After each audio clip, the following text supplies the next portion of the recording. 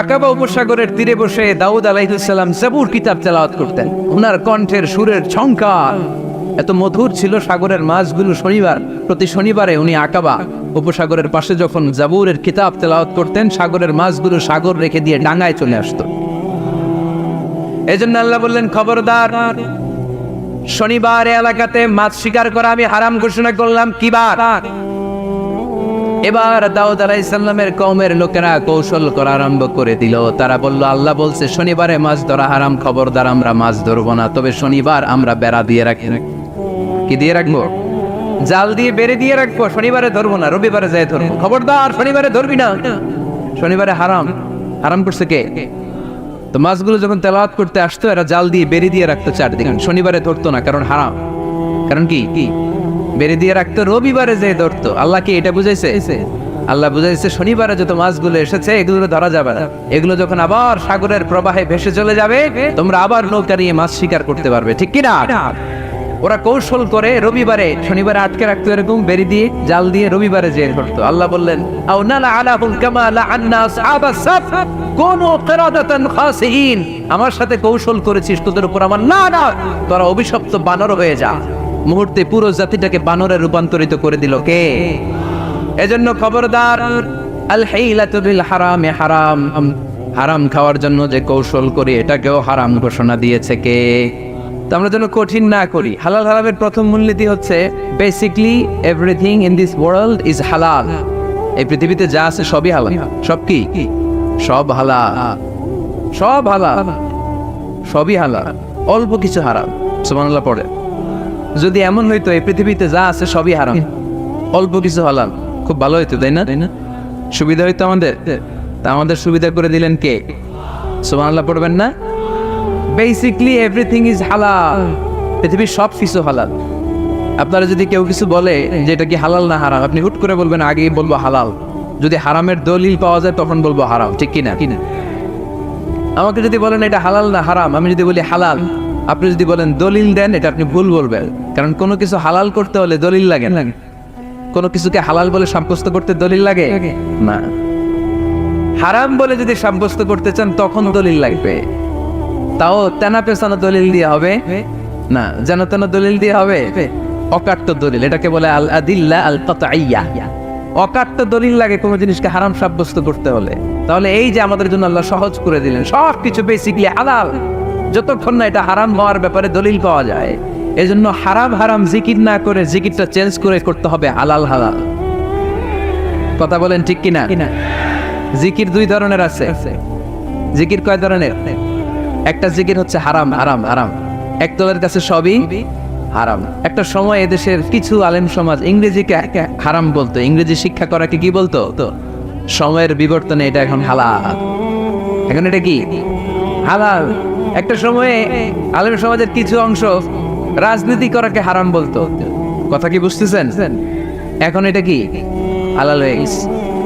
ইসলামী banking কে হারাম বলতো একটা সময়, যে না, কোনো ফিনান্সিয়াল ট্রানজাকশন এই সিস্টেমে ব্যাংকিং এটা ইসলামে জায়েজ না, এটা হারাম হারাম, কারণ ওদের জিকির কি? কথা কয় না? হারাম হারাম হচ্ছে এদের জিকির। একটা সময় ইসলামিক ব্যাংকিং হারাম ছিল, এখন এটা কি হয়ে গেছে? তার মানে এখনো অনেক কিছু এদের কাছে হারাম। সময়ের বিবর্তনে, কালের আবর্তনে এদের মুখ দিয়ে এগুলো একদিন হালাল হয়ে বের হবে। চিল্লায় বলেন ঠিক কি না? এজন্য এই পৃথিবীর সবকিছু মূলত হালাল, যতক্ষণ না হারাম হওয়ার ব্যাপারে দলিল না পাওয়া যায়। হারাম করতে হলে দলিল লাগে, হালাল বানানোর জন্য দলিল লাগে না। আবার যেন তেন কোনো দলিল দিয়ে, ঠুনকো কোনো দলিল দিয়ে কোনো জিনিসকে হারাম করা যায় না। হারাম করতে হলে অকাট্য দলিলের প্রয়োজন হয়। কথা বুঝতে পেরেছেন? প্রথম মূলনীতি ক্লিয়ার সবার কাছে? আল্লাহর হাবিব সাল্লাল্লাহু আলাইহি ওয়াসাল্লাম বলতেন, হালাকাল মুতানাত্তিউন, যারা মুতানাত্তিউন তাদের ধ্বংস, তাদের উপর আল্লাহ লানত। সাহাবারা বললেন, ইয়া রাসূলুল্লাহ, ইয়া হাবিবাল্লাহ, মান হুমুল মুতানাত্তিউন? মুতানাত্তিউন কারা, যাদের উপর আপনি লানত দিলেন, যাদের ধ্বংসের কথা বললেন? বিশ্বনবী বললেন, আল্লাহর দেয়া হালাল বিষয়কে যারা সমাজের মধ্যে হারাম বলে প্রচার করে তারাই হলো সমাজের মুতানাত্তিউন। নাউজুবিল্লাহ পড়েন। قل من حرم زينة الله التي أخرج لعباده والطيبات من الرزق এজন্য আল্লাহ ডেকে বললেন, খবরদার, কে আছে সমাজের মধ্যে আমার দেয়া হালাল সাজসজ্জাগুলোকে, পবিত্র জিনিসগুলোকে হারাম বলে ফতুয়া তুলে, তাদের উপর আমার লানত। খবরদার, আল্লাহ যেটাকে হালাল বলছে এটাকে হারাম বলার স্পর্ধা দেখাবেন না। এটাকে হারাম বলা যাবে? তাহলে প্রথম মূলনীতি কি সবাই বুঝতে পারছেন? বুঝতে পেরেছেন? এই দুনিয়াতে বেসিকলি সবকিছু কি? আওয়াজ করে বলেন। আর হালাল প্রমাণ করতে দলিল লাগে। কি প্রমাণ করতে দলিল লাগে? হারাম। এজন্য আমাদের জিকিরটা একটু চেঞ্জ করে দিব। আমরা হারাম হারাম না বলে কি বলবো? হালাল হালাল। যখনই দলিল পাবো তখন জিকির শুরু করবো হারাম। কথা বোঝে নাই বোধহয়? দলিল পাওয়ার আগ পর্যন্ত সব কি? আরো জোরে বলেন। দলিল পাওয়ার পরে সেটা হয়ে যাবে হারাম। প্রথম মূলনীতি ক্লিয়ার? সবার কাছে ক্লিয়ার? কষ্ট হইতেছে? শেষ করে দিব, আরো কয়েক মিনিট শুনবেন? আচ্ছা, দ্বিতীয় মূলনীতি হচ্ছে হালাল হচ্ছে আনলিমিটেড। হালাল কি? কথা বলেন। আনলিমিটেড। আর হারাম হচ্ছে লিমিটেড। হারাম হচ্ছে সসীম, হালাল হচ্ছে অসীম। হালাল গুণে শেষ করা যায় কিন্তু হারাম গুণে শেষ করা যায়। সুবহানাল্লাহ পড়তে পারলেন না? যদি এমন হইতো হারাম আনলিমিটেড, সবই হারাম, আর হালাল হচ্ছে লিমিটেড, হালাল গুণা যায়, এমন যদি হইতো আমাদের জন্য কঠিন হয়ে যেত না? আমাদের জন্য এটাকে সহজ করে দিলেন কে? দেখেন, কোরআনে যত জায়গায় আল্লাহ হালালের ঘোষণা দিয়েছেন, আল্লাহ ব্যাপকভাবে দিয়েছেন। আল্লাহ বলেছেন, উহিল্লা লাকুম বাহিমাতুল আনআম, এই পৃথিবীতে যত গবাদি পশু আছে সব খাওয়া হালাল, ইল্লা মা ইউতলা আলাইকুম, তবে হাতে গোনা অল্প কয়েকটা ছাড়া, যেগুলো এখনই তোমাদেরকে তেলাওয়াত করে শোনানো হবে। পড়েন সুবহানাল্লাহ। আবার আল্লাহ বললেন, উহিল্লা লাকুম সাইদুল বাহরি ওয়া তাআমু, সাগরের মধ্যে যত প্রাণী পাওয়া যায়, মাছ পাওয়া যায়, কাঁকড়া পাওয়া যায়, সব খাওয়াকে হালাল করে দিলেন কে? সাগরে যত ধরনের প্রাণী আছে, কাঁকড়া বলেন, তিমি বলেন, যা বলেন, সব হালাল, হাতে গোনা অল্প কয়েকটা ছাড়া। সুবহানাল্লাহ পড়ে। তার মানে যখনই আল্লাহ তাআলা হালালের ঘোষণা দেন, আল্লাহ তাআলা এটাকে ব্যাপকভাবে ঘোষণা দেন। আর যখনই আল্লাহ হারামের ঘোষণা দেন কোরআনের ভেতরে, তখন আল্লাহ গুনে গুনে দেন। কিভাবে দেন? حرمت عليكم الميتة والدم ولحم الخنزير وما أهل لغير الله به والمنخنقة والموقوذة والمتردية والنطيحة। গুনে গুনে দিয়েছেন। সুবহানাল্লাহ পড়ে। যখন আল্লাহ বললেন হালাল, তখন বললেন চার পাওয়ালা যত জন্তু আছে হালাল, অল্প কয়েকটা ছাড়া। যখন ঘোষণা দিলেন হালালের, আল্লাহ বললেন সাগরের ভেতরে যত প্রাণী পাওয়া যায় সব খাওয়া হালাল, অল্প কয়েকটা ছাড়া। কিন্তু হারামের ঘোষণা যখন আল্লাহ কোরআনে দিলেন, তখন ব্যাপকভাবে দেয় নাই, গুনে গুনে দিয়েছেন। রক্ত খাওয়া হারাম, মরা প্রাণী খাওয়া হারাম, শুকর খাওয়া হারাম, আল্লাহর নাম ছাড়া অন্য কোনো নামে বলি দেওয়া হয়েছে এরকম প্রাণী খাওয়া হারাম, সিংহের গুতা খেয়ে কোনো প্রাণী মারা গেছে ওইটা হারাম। এরকম গুনে গুনে অল্প কয়েকটা হারাম, বাকি সব কিছুকে আমাদের জন্য হালাল করে দিয়েছে কে? আবার যদি আল্লাহ জিজ্ঞেস করে আল্লাহ কাদেরকে বিয়ে করতে পারবো, আল্লাহ বলবে সবাইরে বিয়ে করবি। বাংলাদেশের নারীরা বিয়ে করা হালাল, পাকিস্তানের মেয়েদেরকে বিয়ে করা হালাল, সৌদি আরবের নারীদেরকে বিয়ে করা হালাল, এই বাংলাদেশের সিলেটের মেয়েদেরকে বিয়ে করা হালাল, ঢাকার মেয়েদেরকে বিয়ে করা হালাল, চট্টগ্রামের মেয়েদেরকে বিয়ে করা হালাল। হালালের কোনো শেষ নাই। সুবহানাল্লাহ পড়েন। কিন্তু যখন জিজ্ঞেস করলাম তাহলে কাকে কাকে বিয়ে করা হারাম, তখনই আল্লাহ গুনে গুনে 14 জনের নাম বলে দিলেন। পড়েন সুবহানাল্লাহ। হুররিমাত আলাইকুম উম্মাহাতুকুম ওয়া বানাতুকুম ওয়া আখাওয়াতুকুম ওয়া আম্মাতুকুম ওয়া খালাতুকুম ওয়া বানাতুল আখি ওয়া বানাতুল উখত। চিল্লায় পড়ে আল্লাহু আকবার। যখন হালাল, তখন ব্যাপকভাবে বললেন সব মেয়েদেরকে বিয়ে করতে পারো। মুসলিম যত নারী হয়, বাংলাদেশের হোক, পাকিস্তানের হোক, ইন্ডিয়ার হোক, গোটা বিশ্বের যে কোনো জায়গার মুসলিম নারী হলেই সেটা হালাল। কিন্তু হারাম কোনটা যখন জিজ্ঞেস করলাম, গুনে গুনে বললেন মাকে বিয়ে করা হারাম, নিজের কন্যাকে বিয়ে করা হারাম, বোনকে বিয়ে করা হারাম, ফুফিকে বিয়ে করা হারাম, খালাকে বিয়ে করা হারাম, ভাতিজিকে বিয়ে করা হারাম, নিজের ভাগ্নিকে বিয়ে করা হারাম। সুবহানাল্লাহ পড়বেন না? তাহলে সহজ না কঠিন? চিল্লায় বলেন। কি সহজ ইসলাম, কত সহজ। দাঁড়িয়ে নামাজ পড়া ফরজ, দাঁড়াতে পারতেছেন না, বসে পড়লেও কবুল করবে কে? ওযু করে নামাজ পড়া কি? পানি নাই, তায়াম নাই করে নামাজ পড়লে কবুল করবে কে? বিয়েতে মোহরানা দেওয়া কি? মোহরানা নাই। এক সাহাবী বললেন, ইয়া রাসূলুল্লাহ বিয়ে করব, মোহরানা আছে? না। কি আছে? কিচ্ছু নাই। তো কিচ্ছু না থাকলে বিয়ে করবো কেন? মোহরানা দেওয়া লাগবে না? কোরআন পারো? পারি। কয়টা সূরা? এতটা সূরা। এক নারীকে জিজ্ঞেস করলেন কোরআন পারো? বলে না, পারি। আল্লাহর হাবিব সাল্লাল্লাহু আলাইহি ওয়াসাল্লাম দুইজনকে বিয়ে পড়ায় দিলেন। আর নারীকে বললেন, মা তুমি কোরআন পারো না, কিন্তু তোমার স্বামী কোরআন পারে। তোমার স্বামী টাকা দিয়ে পয়সা দিয়ে তোমাকে মোহরণা দিবে, সামর্থ্য তার নাই। সে প্রতিদিন তোমার একটু একটু করে কোরআন শিখাই দিবে। এটাই সাইয়েদনা আদমের সামনে অনেকগুলো রুহু রাখা হয়। সাইয়েদনা আদম বললেন, এরা কারা? আল্লাহ বললেন, এরা হচ্ছে নাসালুক, তোমার বংশধর, পৃথিবীতে তোমার পর এরা পৃথিবীতে আসবে। সাইয়েদনা আদম বললেন, আল্লাহ ওই যে একটা রুহু দেখা যায়, এটার নাম কি? আল্লাহ বললেন, হাদা ইবনুকা দাউদ, এটা তোমার ছেলে দাউদ, সে দুনিয়াতে নবী হয়ে আসবে, তার ছেলে সুলাইমান নবী হয়ে আসবে। সাইয়েদনা আদম বললেন, মাবুদ আমার ছেলে দাউদের কত বছর হায়াত আপনি দিয়েছেন? আল্লাহ বললেন, 40 সানা, মাত্র 40 বছর, 4 ইয়ার্স। 40 বছর তোমার ছেলেটা বাঁচবে। ও আল্লাহ, আমি বাঁচবো কয় বছর? তুমি বাঁচবা 1000 বছর। সুবহানাল্লাহ। সাইয়েদনা আদম বললেন, মাবুদ এত ফুটফুটে সুন্দর আমার ছেলে দাউদ, মাত্র 40 বছর দিলেন কেন? জিদ মিন আমরিহি, বাড়ায়া দেন। কি করেন? মানে সুপারিশ করতেছে পোলার লাইগা। কে? বাবা। আল্লাহ আপনি বাড়ায়া দেন। আল্লাহকে বাড়ানো যাবে না, লেখা হয়ে গেছে। রুফিআতিল আকলাম ওয়া জাফফাতিস সুহুফ, কলম তুলে নেওয়া হয়েছে আর কালি শুকায় গেছে, আর কিছু করা যাবে? সাইয়েদনা আদম বললেন, মাবুদ আমার 1000 বছর কেন দিলেন? আমার এই সুন্দর ফুটফুটে ছেলেটারে মাত্র শুধুমাত্র 40 বছর কেন দিলেন? ও মাবুদ, আমার 1000 বছরের দরকার নাই, আমার 1000 বছর থেকে 60 বছর আমি আমার ছেলেরে দিয়ে দিলাম। দাউদ আলাইহিস সালাম বাঁচবে 40 বছর, তো বাপ আদম যদি আরো 60 দেয়, 40 আর 60 নিলে কত হয়? 100। ভালো হিসাব বোঝে, 100। আর আদম আলাইহিস সালাম পেয়েছিলেন 1000 বছর, 60 কমে গেলে রইল কত? 940 বছর পৃথিবীতে থাকার পরে মালাকুল মাউত চলে এসেছে। কারণ এটা on time, the death will come on time, it never late, কখনো দেরি হয় না। আল্লাহ বললেন, লিকুল্লি উম্মাতিন আজালুন ফাইযা জাআ আজালুহুম লা ইস্তাখিরুনা সাআতান ওয়া লা ইস্তাকদিমুন। মৃত্যুর একটা নির্ধারিত সময় আমি বেঁধে দিয়েছি, অন টাইম। অন টাইমেই চলে আসে, 1 সেকেন্ড আগেও আসবে না, 1 সেকেন্ড পরেও আসবে না। 940 বছর বয়সে মালাকুল মাউত এসে হাজির, এসে বলল, জিতু আন আকবাদা রূহাক, রূহ কবজ করতে আসছি। আদম আলাইহিস সালাম বললেন, রূহ কবজ করতে আসছো মানে? আমি বাঁচবো 1000 বছর। কয় বছর? মালাকুল মাউত বললেন, না না, ওই যে আগের কথা স্মরণ করেন, আপনি 60 বছর দিয়া দিছিলেন। কয় না, আমি দেই নাই, আমি আরো বাঁচুম, আরো 60 বছর পাওনা আছি, আমি দেই নাই।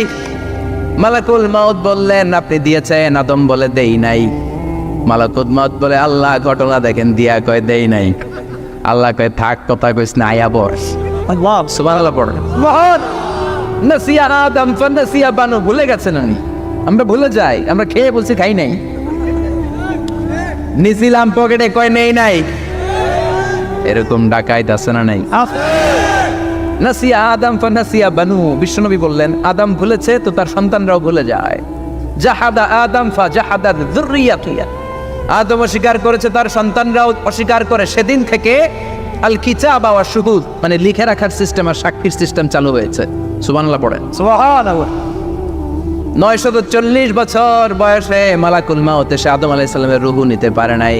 উনি 1000 বছর যখন হয়েছে তখন এসে সাইয়েদনা আদম আলাইহিস সালামের রূহ কবজ করেছে। যেই দিন পৃথিবীর প্রথম মানব, প্রথম নবীর রূহ মালাকুল মাউত দুনিয়া এসে কবজ করেছে, ওই দিনটাও ছিল জুমাবার। সুবহানাল্লাহ, আল্লাহু আকবার। আবার বিশ্বনবী বললেন, লা তাকুমুস সাআ ইল্লা ফি ইয়াউমিল জুমআহ, ইযা যুলজিলাতিল আরদু জিলজালাহা ওয়া আখরাজাতিল আরদু আসকালাহা, ইযা রুজ্জাতিল আরদু রাজ্জান ওয়া বুসাতিল জিবালু বাসসা। কিয়ামতের দিন পৃথিবীটাকে একটা প্রকম্পন দিয়ে কাঁপিয়ে দিবে কে? মারাত্মক একটা ঝাঁকুনি দিবে আল্লাহ, পুরো পৃথিবীটা কেঁপে ভেঙে চুরে খান খান হয়ে যাবে। এই ঝাঁকুনি আর আর্থকোয়েক, ভূমিকম্প এর ঘটনাটা যেদিন ঘটবে ওই দিনটাও হচ্ছে জুমার দিন। চিৎকার করে পড়েন সুবহানাল্লাহ। তার মানে আদম সৃষ্টি হলো জুমার দিনে, দুনিয়ায় নামিয়ে দেওয়া হলো জুমার দিনে, তওবা কবুল করে নেওয়া হলো জুমার দিনে। রূহ কবজ করা হলো জুমার দিনে, আবার কিয়ামত সংগঠিত হবে জুমার দিনে। পড়েন সুবহানাল্লাহ। আবার বিশ্বনবী বললেন, আর রমাদান ইলা রমাদান, এক রমজান থেকে আরেক রমজানের মাঝখানে যত গুনাহ হয় মাফ করে কে? আল্লাহ। তারপরে বিশ্বনবী বললেন, আল উমরাতু ইলাল উমরা, কেউ যদি একবার উমরা করে পরে আবার করলে 2 উমরার মাঝখানে গুনাহগুলো মাফ করে দেয় কে? আবার বিশ্বনবী বললেন, আল জুমআতু ইলাল জুমআ কাফফারাতুন লিমা বাইনাহুমা, এক জুমার পর থেকে সামনের জুমা আসা পর্যন্ত যে সগীরা গুনাহগুলো হয় সবগুলো সগীরা গুনাহ মাফ করে দেয় কে? রজব শাবানে বরকতে দাও, রমজান মাসে গুনাহ ঝড়াও, সপ্তাহ জুড়ে তুমি বরকতে দাও, জুমার দিনেতে গুনাহ ঝড়াও, রজব শাবানে বরকতে দাও, রমজান মাসে গুনাহ ঝড়াও। ঠিক কি না? তার মানে জুমার দিন গুনাহ মাফের দিন। সারা সপ্তাহে ভুল ত্রুটি অন্যায় যা করলাম জুমার নামাজের বদৌলতে সব গুনাহ মাফ করে দেয় কে? এই দামি দিনটাকে আল্লাহ ইহুদিদের দিতে চেয়েছিলেন, পায় নাই। আলহামদুলিল্লাহ করবেন না? আলহামদুলিল্লাহ। ইখতিলাফু, তারা ইখতিলাফ করে হারাইছে এটা। এই দামি দিনটা রব্বুল আলামিন নাসারাদেরকে দিতে চেয়েছিলেন, ফাখতালাফু, ওরাও ইখতিলাফ করে হারাইছে। এজন্য ইখতিলাফ ভালো জিনিস না খারাপ জিনিস? মারামারি ভালো জিনিস না খারাপ জিনিস? আর ঐক্য করা ভালো জিনিস না খারাপ জিনিস? ঐক্য করতে রাজি আছেন? ইহুদিদেরকে আল্লাহ দিতে চাইলেন, ইখতিলাফ করে হারাইছে। নাসারারাও হারাইছে। ফাজা আল্লাহু বিনা ফাহাদানা বিহাদা দ্বীন, রব্বুল আলামিন এই দিনটা আমাদেরকে দিলেন, আমরা ইখতিলাফ করি নাই, বিশ্বনবীর হাতে হাত রেখে ঐক্য করে ঘোষণা দিয়েছি জুমার দিন আমাদের সাপ্তাহিক দিন। সুবহানাল্লাহ। বিশ্বনবী বলেন, ফাগাদান লিল ইয়াহুদ, সাপ্তাহিক আনন্দের দিন ইহুদিদের জন্য হচ্ছে শনিবার, ইয়াউমুস সাbt, ও বা'দা গাদ লিন নাসারা, আর খ্রিস্টানদের জন্য হচ্ছে রবিবার, আর আমাদের জন্য হচ্ছে শুক্রবার। চিল্লায় পড়েন আল্লাহু আকবার। তার মানে জুমার দিন, জুমাবারের মর্যাদা বেশি না কম? চিল্লায় বলেন বেশি না কম? জুমার দিন সকালবেলা ফজরের নামাজের পর থেকে ফেরেশতারা যতগুলো মসজিদে জুমা অনুষ্ঠিত হয় ওই মসজিদে ঢোকার প্রতিটা দরজার মধ্যে দাঁড়িয়ে থাকে। কারা কারা আগে আগে জুমার নামাজ পড়ার জন্য মসজিদে যায়, প্রত্যেকের নামগুলো একটা জান্নাতের রেজিস্ট্রি খাতার মধ্যে তুলে নেয়। এই নামগুলো স্পেশালি আল্লাহর কাছে পাঠানোর জন্য। সুবহানাল্লাহ কইবেন না? ডানে বাঁয়ে সামনে পেছনে যতগুলো দরজা, প্রতিটা দরজায় ফেরেশতারা বসে থাকে। কে আগে আসলো নাম তুলে দেয়। তুলতে তুলতে তুলতে তুলতে খতিব সাহেব যখন খুতবা দেওয়ার জন্য মিম্বারে যেয়ে বসে যায়, ফেরেশতারা তাদের খাতা বন্ধ করে তারাও খতিব সাহেবের সামনে জুমার খুতবা শোনার জন্য বসে যায়। পড়েন সুবহানাল্লাহ।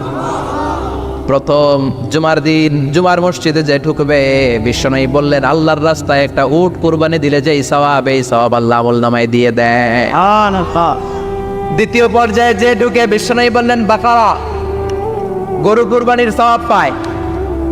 3 নম্বরে যে ঢুকবে, বিশ্বনবী বললেন কাবশা, হাদিসের ভাষায় এসেছে আল কাবাস, কাবাস মানে হলো বকরি, বকরি কুরবানির সওয়াব। 4 নম্বরে যে ঢুকবে তার হচ্ছে দাজাজা, দাজাজা মানে মুরগি।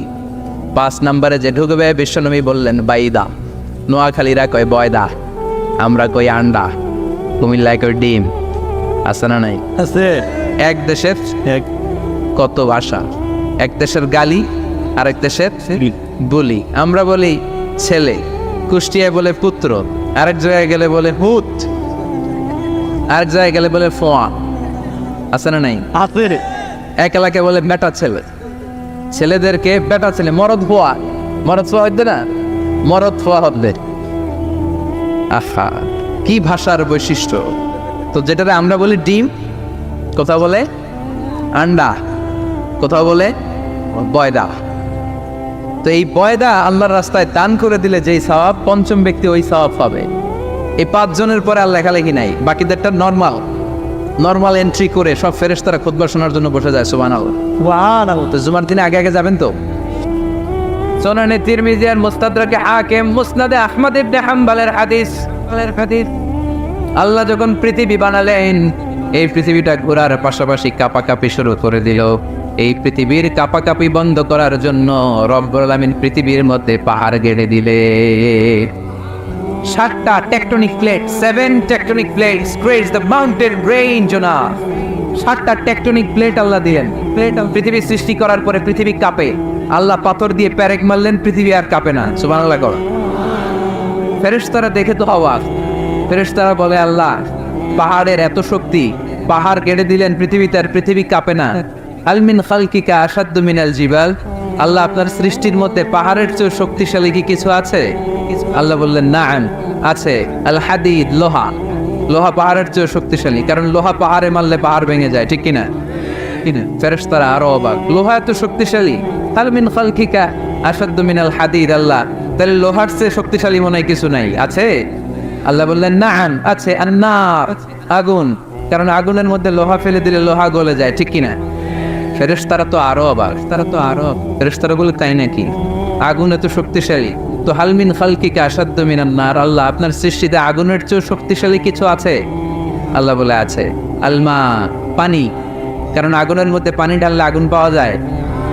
ফেরেশতারা তো এবার আরো অবাক, পানি এত শক্তিশালী, ওই পানি গট গট গট গট করে আমরা খাই, এত শক্তিশালী আল্লাহ। আল মিন খালকিকা আশাদ্দু মিনাল মা, আপনার সৃষ্টিকুলের মধ্যে পানির চাইতে শক্তিশালী কি কিছু আছে?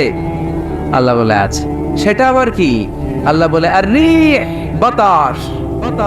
বাতাস যখন সাগরের পানির মধ্যে উচ্ছ্বাস মারে তখন এটা জলোচ্ছ্বাস হয়ে যায়, ঠিক কিনা?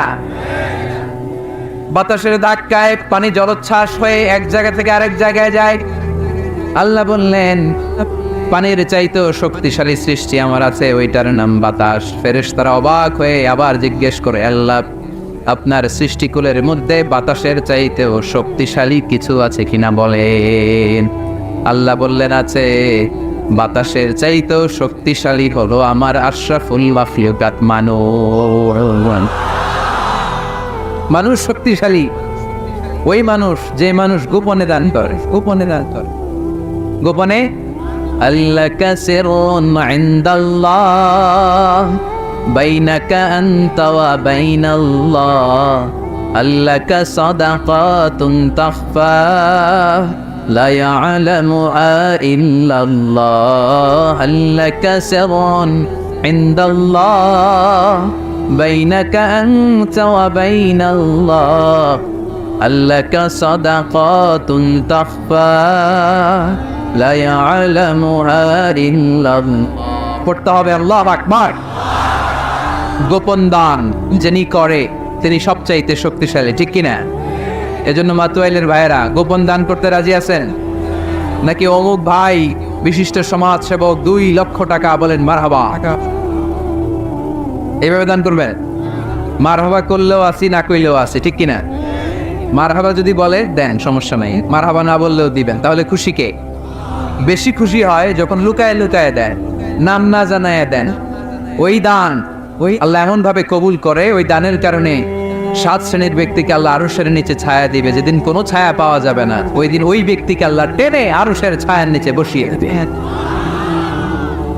তাহলে কোরআন পাহাড়ের কথা যা বলেছে, বিজ্ঞানে ওই কথা আছে না নাই? এরপর কোরআন বলেছে আলাম তারা আন্নাল্লাহ ইউসজি সাহাবান সুম্মা ইউআল্লিফু বাইনাহু সুম্মা ইয়াজআলুহু রুকামান ফাতারাল ওয়াদকা ইয়াখরুজু মিন খিলালিহি, আল্লাহ সাগরের পানিগুলোরে তারায় মেঘ বানায়, আকাশে নেয়, বৃষ্টি নাজিল করে। এটাকে বলে সায়েন্স, এটার নাম দিয়েছে ওয়াটার সাইকেল বা হাইড্রোলজিক্যাল সাইকেল।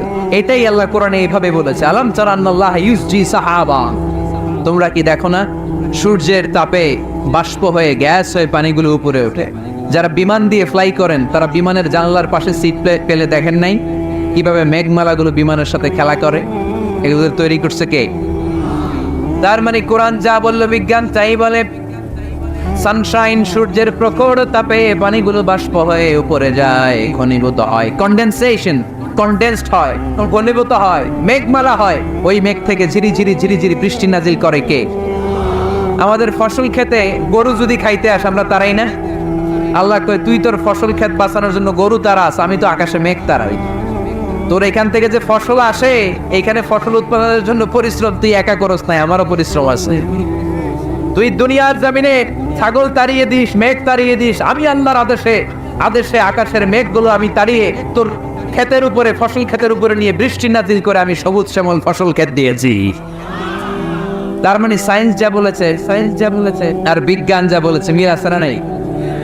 আকাশে মেঘমালা দেখলে বিষ্ণু ইসলাম ভয় পেয়ে যেতেন, দোয়া পড়তেন আল্লাহুম্মা সাইয়্যিবান নাফিআ, আল্লাহ উপকারী বৃষ্টি দেয়।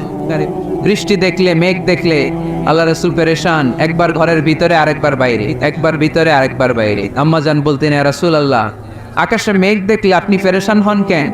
আল্লাহ রাসূল কেঁদে কেঁদে বলতেন, আয়েশা আমি জানি না এই বৃষ্টি আর তুফান থেকে মদিনায় সজীব শ্যামল ঘাসলতা পাতা জন্মাবে, নাকি এর মধ্যে থেকে বজ্রপাত এসে আমাদের পাপের কারণে আল্লাহ মদিনাটারে জ্বালিয়ে দিবে, আমি জানি না।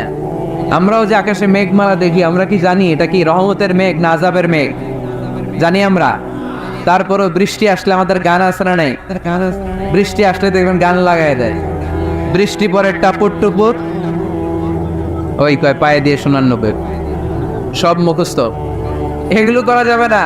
বৃষ্টি দেখলে দোয়া পড়তে হবে, আল্লাহুম্মা সাইয়্যিবান নাফিআ, আল্লাহুম্মা আসকিনা গাইসান মুগীসান মারিআন নাফিআন গায়রা দার আজিলান গায়রা আজিল। আল্লাহ এই মেঘমালা থেকে এমন বৃষ্টি দাও যে বৃষ্টি আমাদের জন্য কল্যাণকর, যে বৃষ্টিতে ঘাসলতা পাতা জন্মায়, যে বৃষ্টিতে আমাদের গবাদি পশুর জন্য রিজিক থাকে। কল্যাণকর বৃষ্টি দাও আল্লাহ, ক্ষতিকর বৃষ্টি দিও না, তাড়াতাড়ি দাও, দেরি করো না। চিল্লায় পড়েন আমিন। আল্লাহর হাবিব বললেন, মুস্তাদরাকে হাকিমের হাদিস, সিনতান লা তুরাদ্দান, দুই দোয়া আল্লাহ কখনো ফিরিয়ে দেন না। কয় দোয়া? এক হচ্ছে ইনদান নিদা, আজানের পরে যে দোয়াটা করা হয়, আজান আর একামতের মাঝখানে দোয়া, আজানের সময় দোয়া, এই দোয়া আল্লাহ ফিরিয়ে দেয়, একটা গেল। দুই নাম্বার হচ্ছে তাহতাল মাতার, বৃষ্টির নিচে দাঁড়িয়ে দোয়া করলে ওই দোয়া কবুল করে কে? আর আমরা বৃষ্টির নিচে দাঁড়িয়ে আঁকা বাঁকা মেঠো পথে কোন রূপসী হেঁটে যায়, আসরা নাই? বৃষ্টি আসলে আমরা ভাবুক হয়ে যাই, দরজা জানলা বন্ধ করে দিয়ে অনেকে গান বাজনা ছেড়ে দেয়, হিন্দি গান লাগায় দেয়। এই 16 ডিসেম্বরেও দেখলাম কিছু কপাল পোড়া বাংলা দেশাত্মবোধক গানের পরে হিন্দি গান লাগাই দিচ্ছে। কত বড় ডাকাই, কোথায় কি করতে হবে ওইটাও জানে না। সেই জন্য বৃষ্টি নাজির হলে আমরা যেন আল্লাহর কাছে দোয়া করি। বৃষ্টির সময় দোয়া করলে ওই দোয়াটা কবুল করে কে? তাহলে ফিজিক্সের এই পোরশনে আমরা লোহা নিয়ে কথা বললাম, বায়োলজিক্যাল অ্যাসপেক্ট অফ মাউন্টেন্স, পাহাড় নিয়ে কথা বললাম, পানি নিয়ে। এবার আমরা জুলজি নিয়ে কিছু কথা বলে মুনাজাতের দিকে যাবো ইনশাআল্লাহ। প্রাণীবিদ্যা, জুলজি মানে কি? প্রাণীর কথা তো আর কোরআনে নাই। প্রাণীর নামে আল্লাহ কোরআন একটা সূরায় দিয়ে দিয়েছে, সূরাতুল আনআম। আবার 5টা প্রাণীর নামে আলাদা আলাদা সূরা আছে না নাই? সূরাতুল বাকারা মানে, সূরাতুল ফিল মানে, সূরাতুন নামল মানে পিঁপড়া, সূরাতুন নাহাল মানে মৌমাছি, সূরাতুল আনকাবুত মানে মাকড়সা। 5টা প্রাণীর নামে কোরআনে সূরা দিছে কে? আবার আল্লাহ বললেন, ওয়া ইন্না লাকুম ফিল আনআমি লা'iবরাতান নুসকিকুম মিম্মা ফি বুতুনিহি মিন বাইনি ফারথিন ওয়া দামিন লাবানান খালিসান সাইগান লিশ-শারিবিন।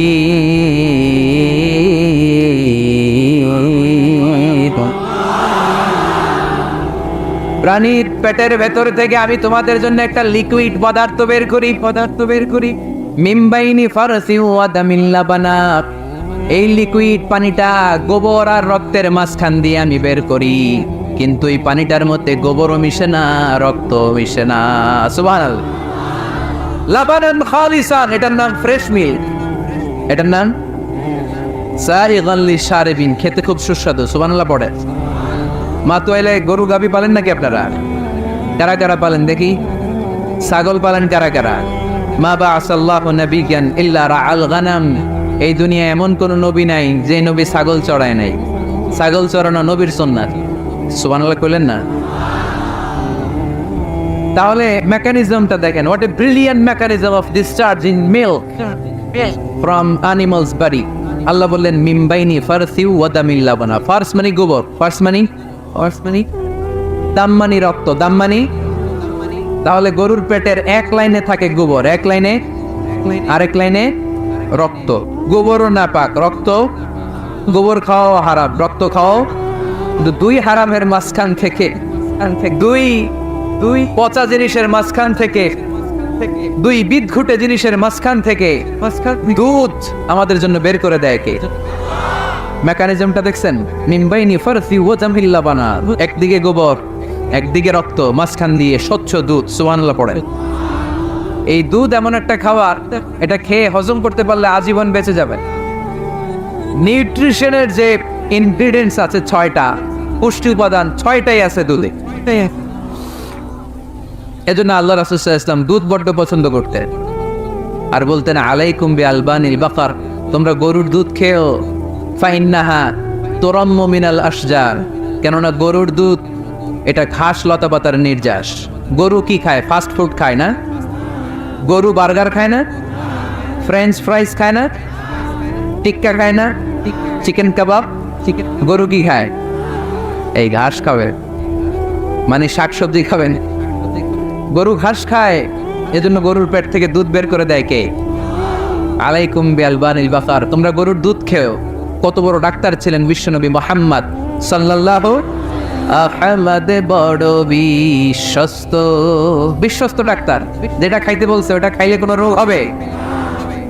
সে কোন বন্ধু বলো বেশি বিশ্বস্ত, সে কোন বন্ধু বলো বড় বিশ্বস্ত, কার কাছে মন খুলে দেয়া যায়, কার কাছে প্রাণ খুলে বলা যায়, হওয়া যায় অতি আশ্বস্ত, তার নাম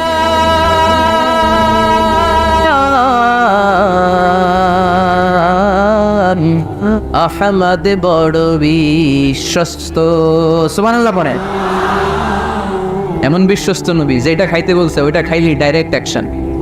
কালিজিরা খেতে বলতেন, মধু খেতে বলতেন, লাউ খেতেন। লাউ খেলে পেট যত ঠান্ডা থাকে, পৃথিবীর কোনো খাবার এত ঠান্ডা হয় না পেট, ঠিক কি না?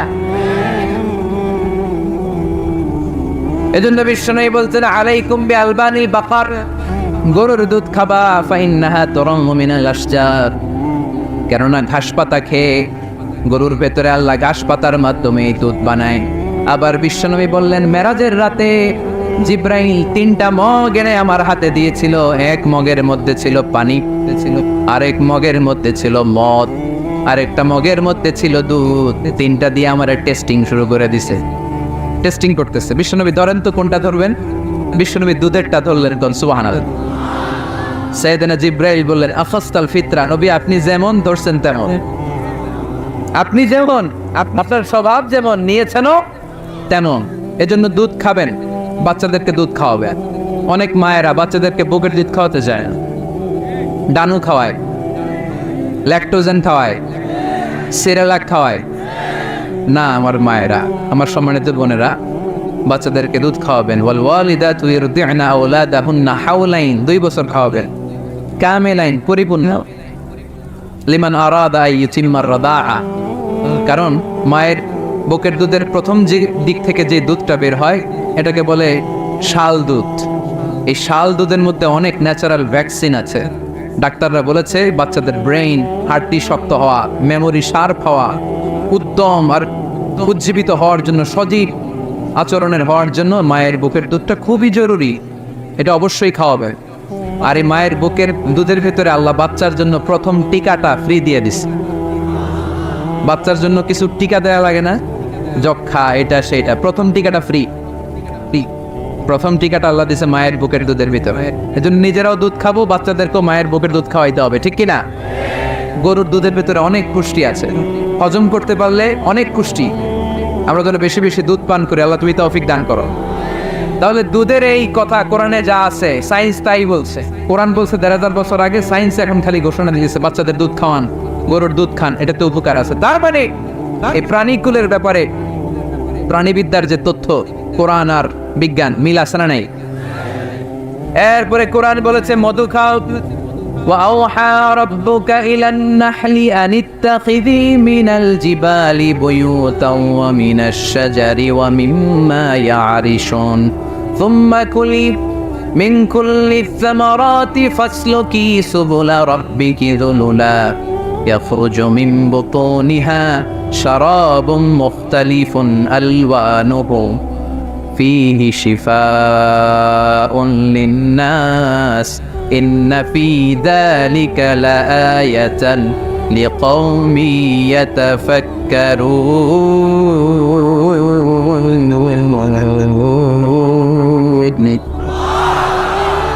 لقوم يتفكرون চিন্তাশীলদের জন্য এই মধুর মধ্যে আল্লাহ চিন্তা রেখে দিয়েছেন। আওহা রব্বুকা ইলান নাহল, আল্লাহ মধুরে মেসেজ পাঠাইছে। আমরা মোবাইলে কি পাঠাই? এই মেসেজ আমার মোবাইলে আসে, আমার বন্ধু আমারে পাঠাইলে আরেক জায়গায় যায়, শুধু আমিই জানবো। মৌমাছির আল্লাহ যেটা পাঠাইছে এটা মৌমাছি বুঝতে পেরেছে। আনিত্তাখিদি, আল্লাহ অর্ডার করার সময় নারী মৌমাছিকে বলেছে, এটা মুয়ান্নাসের সিগা। আপনারা যারা আরবি জানেন, আলেম ওলামা ইকরাম যারা এসেছেন তারা জানেন ইত্তাখিদ এটা মুযাক্কার, পুরুষের জন্য। ইত্তাখিদি মুয়ান্নাস, নারীদের জন্য। আল্লাহ মৌমাছিকে যখন বলেছেন মৌচাকের বাসা বাঁধো, তখন আল্লাহ পুরুষ মৌমাছিরে বলে নাই, বলছে নারী মৌমাছিকে। কোন মৌমাছিকে? কার্ল ভন ফ্রেশ নামে একজন অস্ট্রিয়ান বিজ্ঞানী, এই সায়েন্টিস্ট গবেষণা করে দেখেছে মৌচাকের বাসার মধ্যে পুরো মৌমাছির সব কার্যক্রমের প্রধান যে থাকে এটা পুরুষ মৌমাছি না, এটা নারী মৌমাছি। সুবহানাল্লাহ, এত আসতে। অস্ট্রিয়ান এই সায়েন্টিস্ট একটা বই লিখেছে, দ্য ডান্সিং বিজ, কিভাবে ফাসলুকি সুবুলা রব্বিকি দুলুলা, এইখানে মৌচাক, এইখানে মৌচাক, আর মধু আনতে যায় 5 মাইল দূরে। এরপরে আবার এই রাস্তাটা চিনে মৌমাছি যা আসে ওরে রাস্তা চিনায় দেয় কে? আল্লাহ সিক্রেট মেসেজ দিয়ে বললেন ইত্তাখিদি, ঘর বানাও, ঘর বানাও। আওহা রাব্বুকা ইলান নাহলি আন ইত্তাখিদি বাইতা, উপরে ঘর বানাও, মিনাল জিবালি বুয়ুতা, পাহাড়ে বানাও, গাছের মগ ডালে বানাও, যাতে পোলাপানরা ঢিল মারতে না পারে। ঢিল মারতে না, কাছাকাছি নিচু জায়গায় মৌচাকের বাসা হলে পোলাপানরা কি করে? মধ্যে ঘর জন্য ঢিল মারে না? ঢিল মারে। আল্লাহ দেখেন কিভাবে সিক্রেট মেসেজ দিল যে নিচে তুমি তোমার মৌচাকটা করো না, উপরে বানাও, উপরে। আর আমার দেখা পথ অনুযায়ী তুমি মধু নিয়ে আসো, এটাকে বলে ফ্লাওয়ার নেক্টার, পুষ্পরস। মধু এত ভালো কেন? এর কারণ মৌমাছি যখন পুষ্পরস বা ফ্লাওয়ার নেক্টার সে নিয়ে আসে, সে ফলের রস আনে, সে ফুলের রস আনে, সে বনাজি গাছ থেকে আনে, ঔষধি গাছ থেকে আনে, হার্বাল ট্রি থেকে আনে। এজন্য মধুর চেয়ে ঔষধি গুণ সম্পন্ন কোন ন্যাচারাল লিকুইড পানীয় পৃথিবীতে আবিষ্কার হয় না। চিল্লায় কোন সুবহানাল্লাহ। ফাসলুকি সুবুলা রব্বিকি যুলুলা, এগোতে থাকো, এগোতে থাকো। তারপরে তার মধুগুলোকে নিয়ে বাসার মধ্যে রাখো, বাসার মধ্যে রাখো। এই আয়াত থেকে প্রমাণ হয় পুষ্পরস সংগ্রহ করে মধু এটাকে খেয়ে ফেলে, এমন না মুখ দিয়ে এনে মৌচাকে রেখে দেয়, না, এটা খেয়ে ফেলে। খেয়ে পেটের ভেতর একটা চেম্বার আছে, আলাদা একটা চেম্বার, ওইখানে এনজাইম দিয়ে এটাকে সমৃদ্ধ করে। তারপর একটা টিউব আছে এটার পেছনে, টিউব দিয়ে মৌচাকের ভেতরে মধুকে পৌঁছে দেয় আমাদের জন্য। কোন সুবহানাল্লাহ। এই অস্ট্রিয়ান সায়েন্টিস্ট উনি গবেষণা কইরা অপারেশন করে মৌমাছি কেটে দেখতে পেলো মৌমাছির পেটের ভিতরে একটা পাকস্থলী না আমাদের মতো, ওর পেটের ভিতরে আল্লাহ 2টা পাকস্থলী দিয়েছে। একটা তার নিজের খাবারের পাকস্থলী, আর একটা আমাদের জন্য যে মধু এনে এটাকে এনজাইম লিকুইড দিয়ে সমৃদ্ধ করবে, ওইটার জন্য আরেকটা পাকস্থলী। চিল্লায় পড়তে হবে আল্লাহু আকবার। এজন্য মধু খেতে রাজি আছেন তো? বিষ্ণু ঈসা ইসলাম ফ্রেশ মধু খেতেন, ফ্রেশ দুর্গন্ধযুক্ত মধু বিষ্ণু সাল্লাল্লাহু আলাইহি সাল্লাম কখনো খেতেন। আর বিষ্ণু ঈসা ইসলাম বলতেন আলাইকুম বিশিফা আইন, তোমরা 2টা শিফা নাও। কোরআনে এই মেসেজটা খেয়াল রাখবে, কোরআনে কালামুল্লাহ মাজিদে 2টা বিষয়ের ক্ষেত্রে আল্লাহ শিফা শব্দ যোগ করেছেন। এক হচ্ছে স্বয়ং কোরআনের ক্ষেত্রে আল্লাহ বলেছেন এটাতে আছে শিফা, আর মধুর ক্ষেত্রে বলেছেন মধুতে দিয়েছি আমি শিফা। এজন্য বেশি বেশি মধু খাওয়ার দরকার আছে না নেই? কত ধরনের মধু যে পৃথিবীতে পাওয়া যায়, ব্ল্যাক হানি, হোয়াইট হানি, ক্রেমড হানি, অর্গানিক হানি, এগুলো খুঁজে খুঁজে খাবেন। আজকে মধু খাইছেন কে কে? দেখে হাত তোলেন। মাশাআল্লাহ, আমিও খেয়ে আসছি আপনাদের সাথে। প্রতিদিন মধু খাইতে হবে শীতকালে। আজকে শীত পড়ছে না অনেক? মধু খেয়ে যদি আপনি কাজ শুরু করে দেন, শীত বাবাজি আপনার কাছে আসতে পারবে না। বিষ্ণু ইসলাম মধু খেতে আমাদেরকে উৎসাহিত করেছেন। তার মানে এমন বিশ্বস্ত নবী আমার, যেটা খেতে বলেছেন এটা খেলে আমাদেরকে সুস্বাস্থ্য দান করবে কে?